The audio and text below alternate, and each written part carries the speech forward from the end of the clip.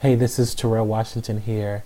Just a little bit about myself. I live in Cordova, Tennessee, which is a suburb of Memphis. I am married, and my wife and I have one child.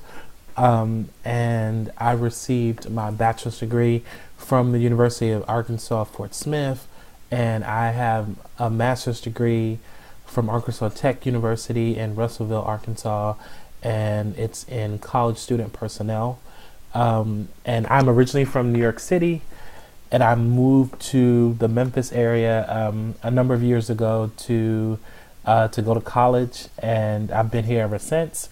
So I currently work in student affairs. Well, actually, I kind of work in enrollment services, which is closely related to student affairs for those who are student affairs people. And so my current role is enrollment manager for Alder Graduate School of Education, and I manage our Memphis region. We run a teacher residency program in Memphis, and so in addition to me managing the enrollment processes, I also manage the recruiting, and so I travel pretty extensively throughout the recruiting season to parts of Arkansas, Tennessee, Mississippi, and I'll also later in the cycle, like probably February, March, I'll be going to Atlanta and Chicago, and I might even have a trip to DC.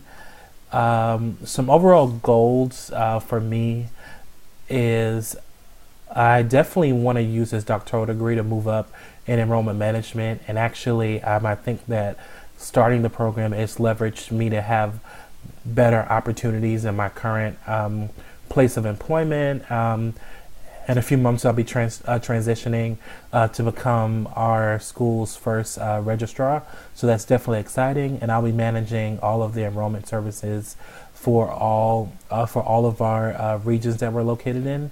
And then I would also love the opportunity to adjunct and teach on the collegial level courses in educational leadership and organizational management.